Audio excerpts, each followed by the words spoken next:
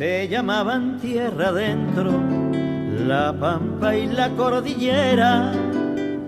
Después fueron campo afuera, porque las palabras pesan.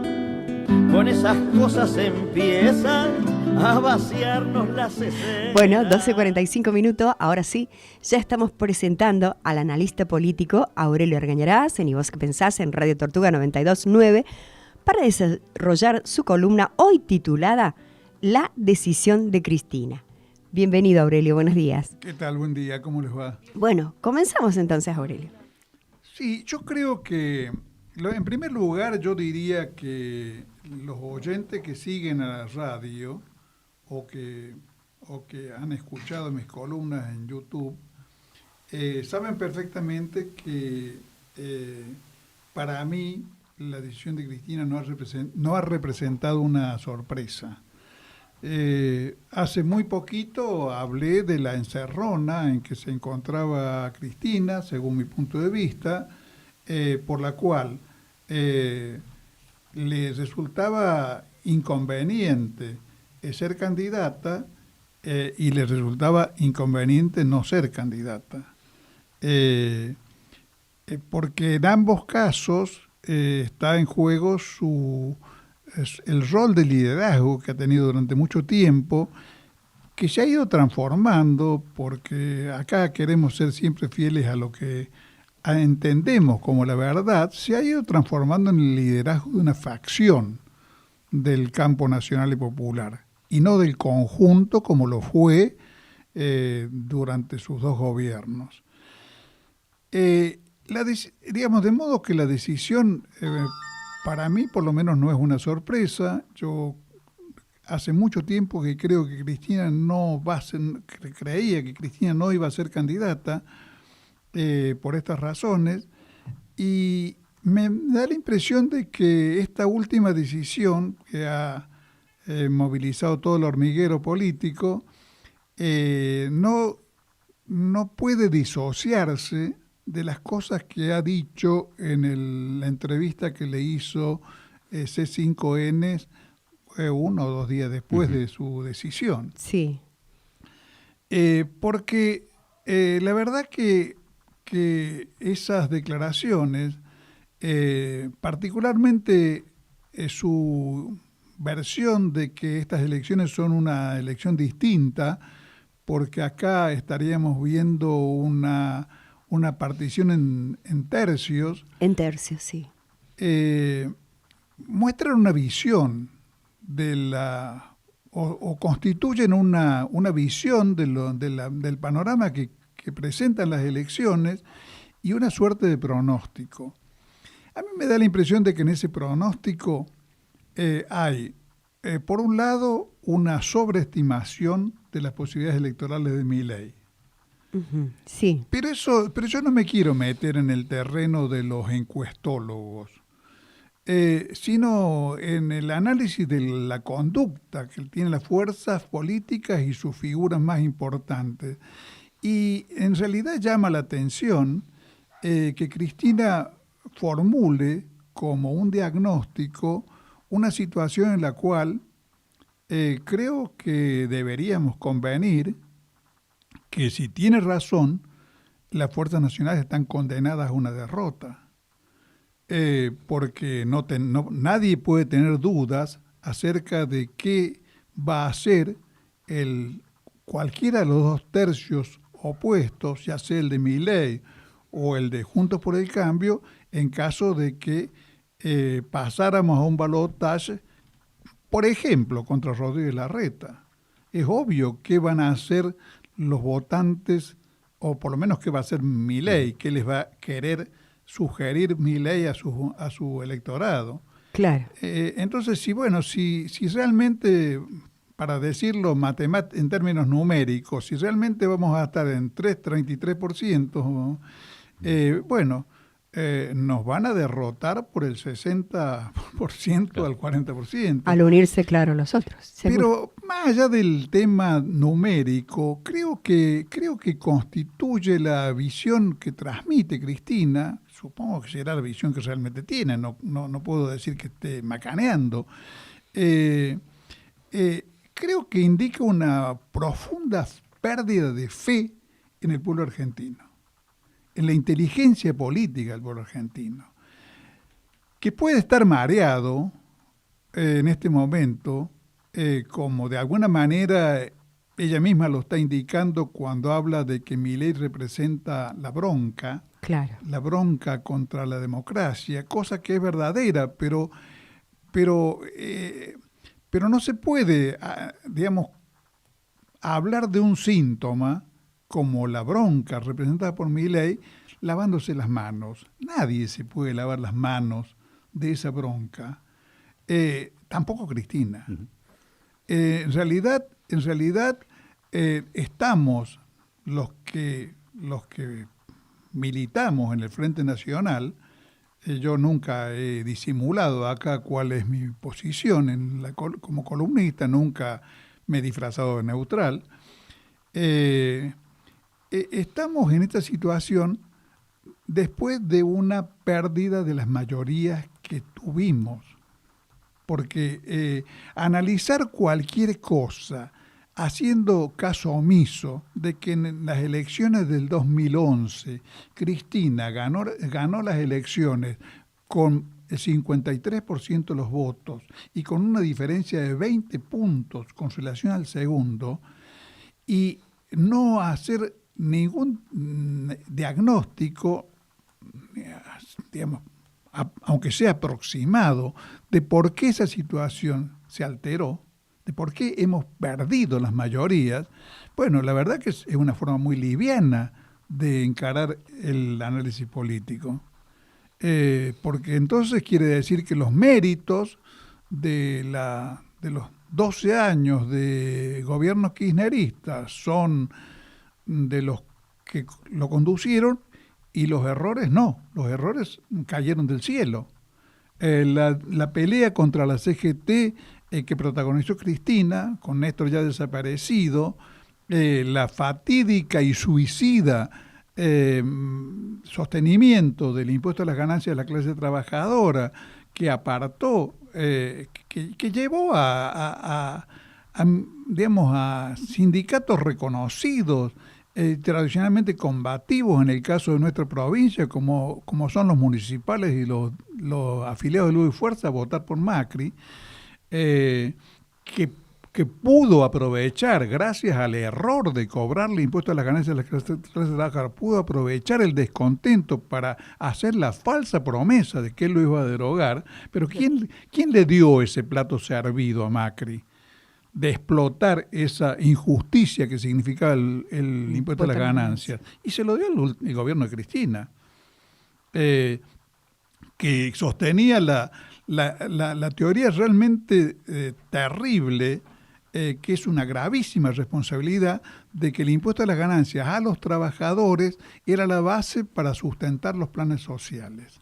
O sea, el pobrerío tenía que ser sostenido por los propios por los trabajadores mejor pagos. Y los ricachones no.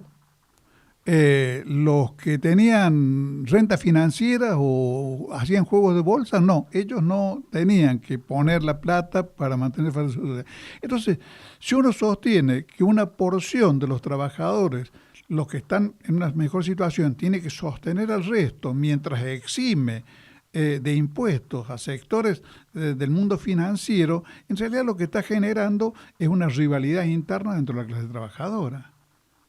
Un rechazo de los trabajadores bien pagos digamos, muchos de los cuales, los trabajadores más despolitizados, se suman al coro de los que hablan de los vagos, de los que no quieren trabajar, porque le están sacando 50, 60 o 70 mil mangos por mes de salario supuestamente para solventar los planes.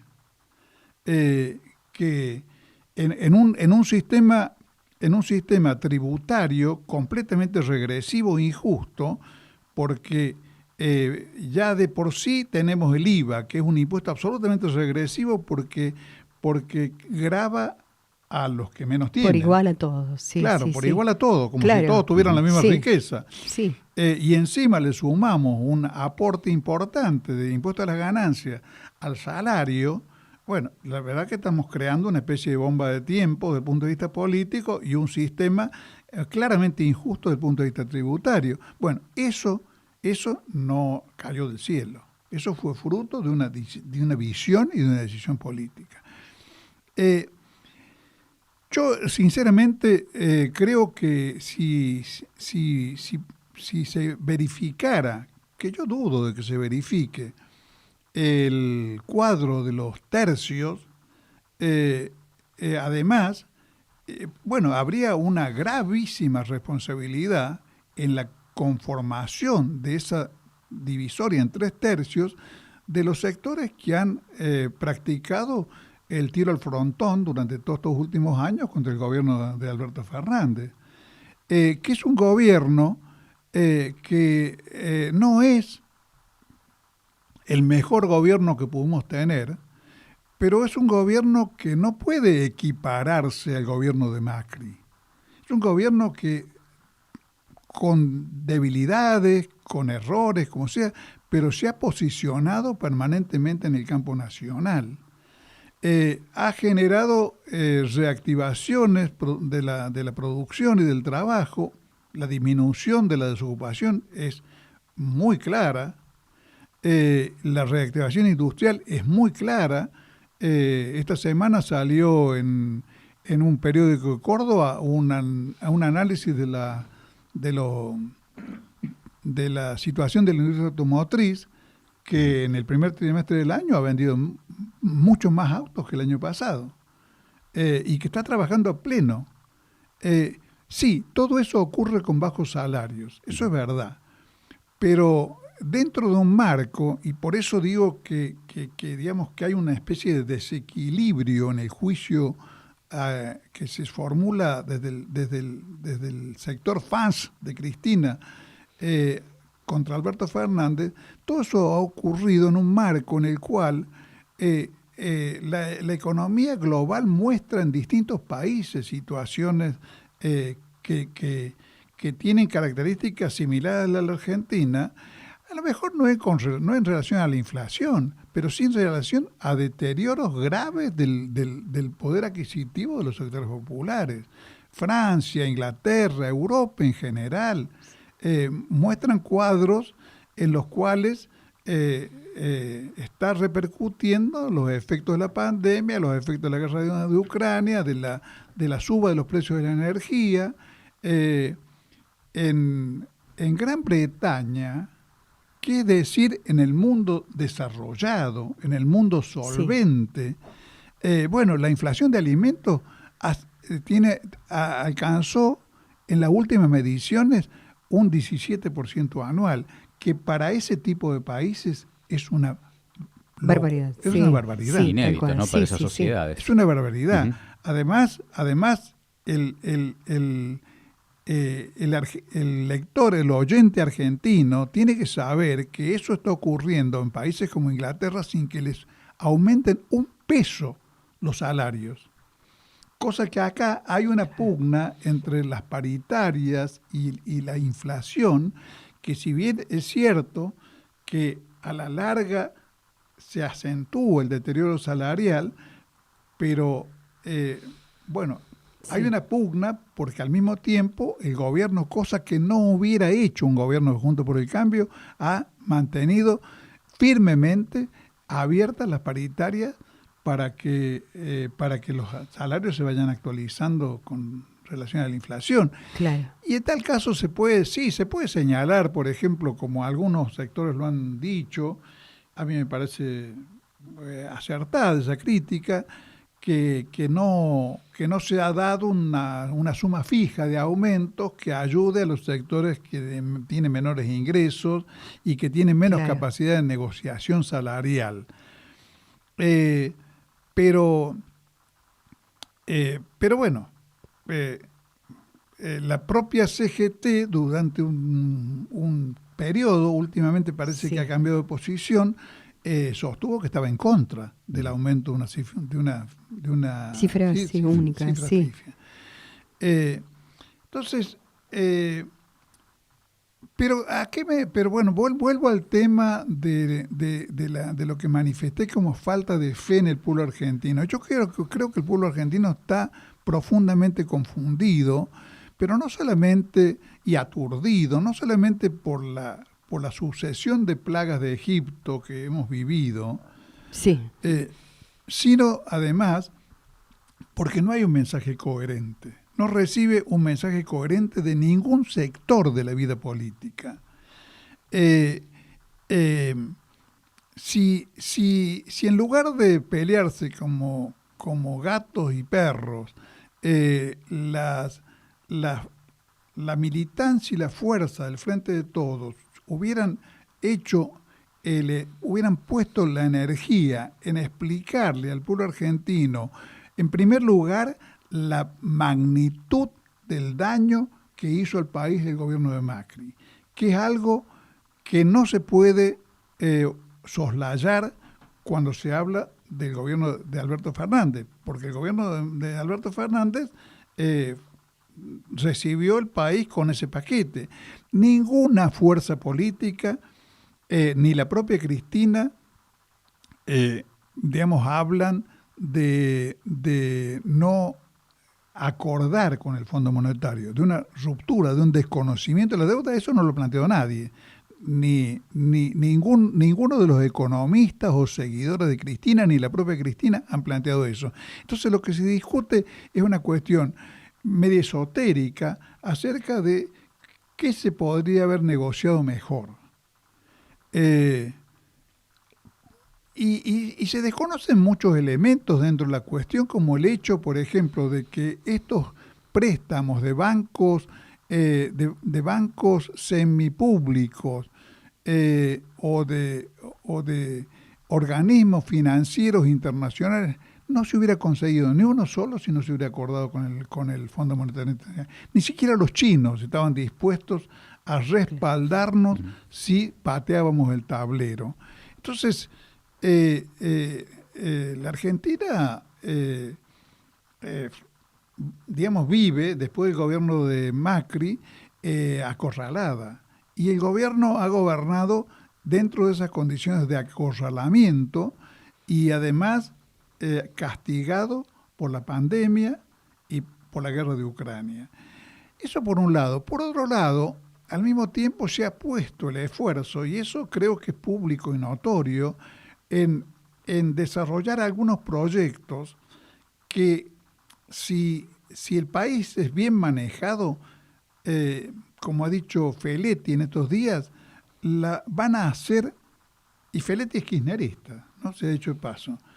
Fue el secretario de Comercio de Cristina, ¿no? Fue muy recomendado como secretario de Comercio durante el gobierno de Alberto Fernández por el kirchnerismo, y con fundamentos sólidos señala en esta semana en un editorial del ámbito financiero que la Argentina está recorriendo un periodo puente entre la realidad actual y un futuro en el cual va a disponer de nuevos recursos, sobre todo por la exportación de petróleo, por el incremento de las exportaciones de litio, por lo que puede dar la energía verde, por lo que puede dar la explotación del cobre. La Argentina tiene en este momento, está en condiciones de empezar a explotar una de las minas de cobre más importantes del mundo. Y eso puede crear una situación que nos saque de esta especie de condena que lleva muchas décadas ya, inclusive ya estaba vigente en los últimos años del gobierno del general Perón, en el 54, 55, que es lo que se llama la restricción externa. Porque dependemos, para solventar el conjunto de la estructura industrial, de las exportaciones agropecuarias, únicamente, agroganaderas. Claro, y además tenemos un déficit interno dentro del rubro petrolero que ha sido a veces de 6.000 millones de dólares anuales. Entonces, eso crearía un cuadro, cuando maduran estas cosas, como en cierto modo maduró ya en una parte, por lo menos del proyecto del gasoducto Néstor Kirchner, ya estamos exportando petróleo a Chile.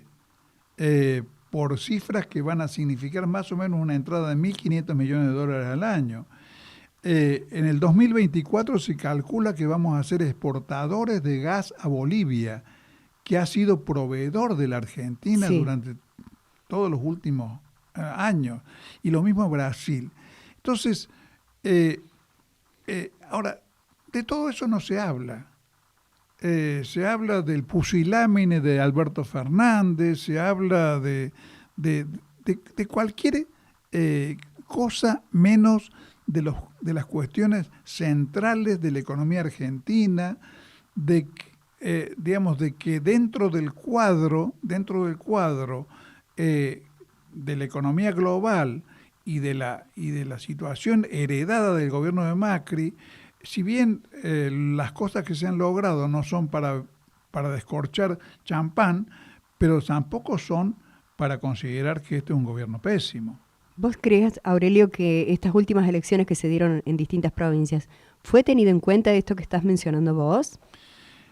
Yo creo de acuerdo a los resultados, ¿no? Sí, yo creo que las últimas elecciones muestran que hay una situación que por lo pronto rechaza lo planteado por Cristina. Milei ha hecho pésimas elecciones en las provincias donde ha habido elecciones. Claro, en Tierra del Fuego es donde se dio un porcentaje muy bajo, ¿no? De Javier Milei, y un porcentaje muy alto de voto en blanco, que fue del 20%. Exactamente.